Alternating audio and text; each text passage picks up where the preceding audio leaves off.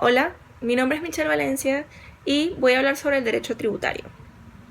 Los tributos son básicamente, o es básicamente, el pago que nosotros como residentes de una nación contribuimos al país. Y esto visto desde una manera bastante holística ayuda a la sustentabilidad del mismo. El derecho tributario regula los derechos y deberes de los contribuyentes.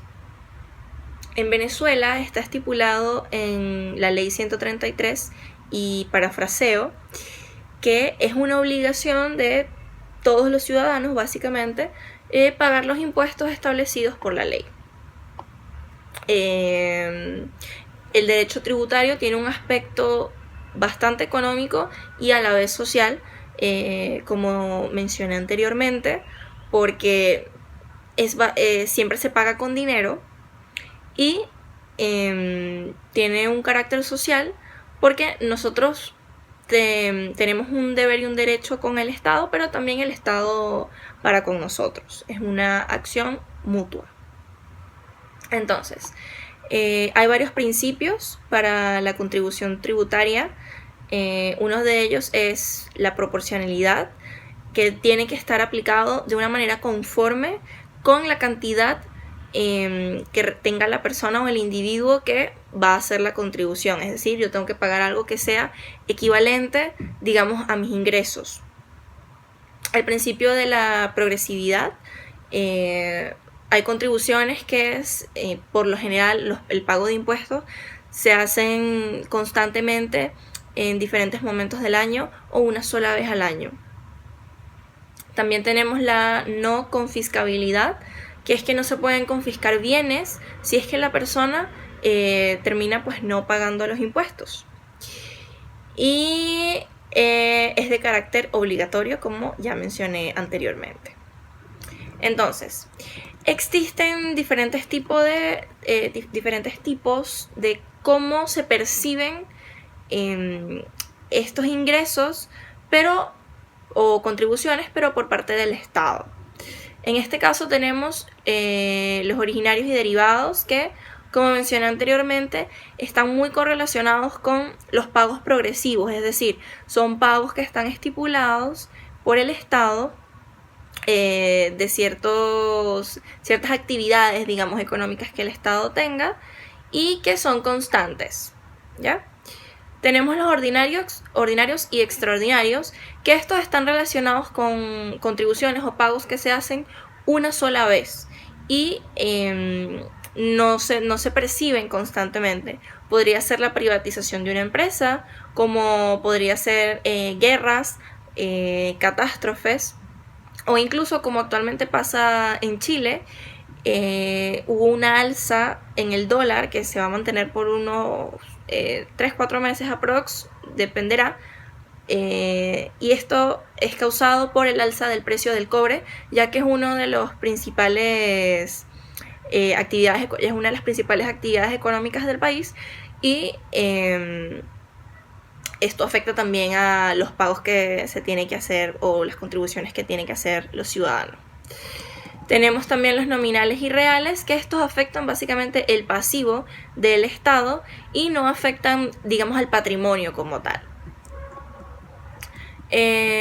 También tenemos los proporcionales y progresivos, como mencioné al principio, que son los que se van a ver estipulados siempre por la ley. Y corriente y de capital, que son los ingresos que se perciben por las transferencias de préstamos. Ya, entonces, ya cerrando un poco como con la parte de cómo están estipulados las contribuciones, voy a hablar sobre los contribuyentes. Existen tipos de contribuyentes. Tenemos las personas jurídicas y tenemos las personas naturales.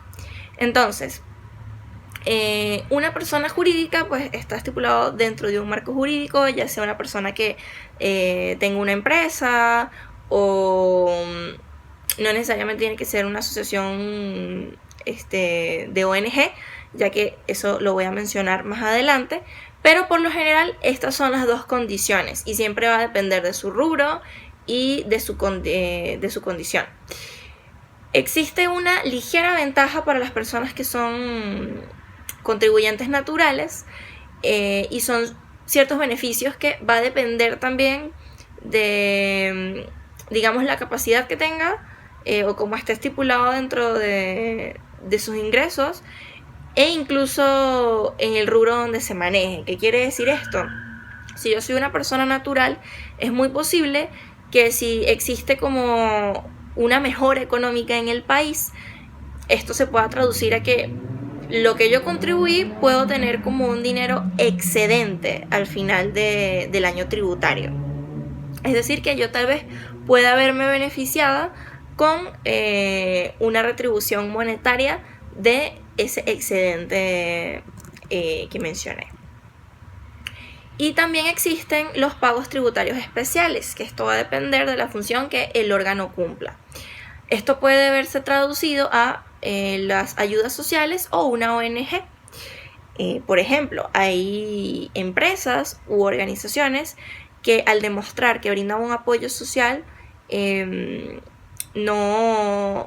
algunas no pagan, digamos que los impuestos, mientras hay otras que es muy posible que paguen menos cantidad.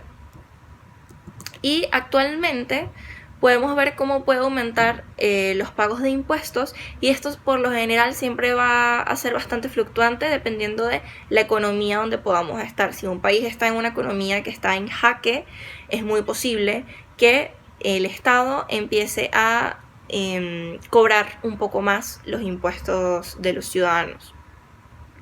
Me gustaría hacer una acotación de, por ejemplo, en Estados Unidos, la empresa Amazon no paga impuestos.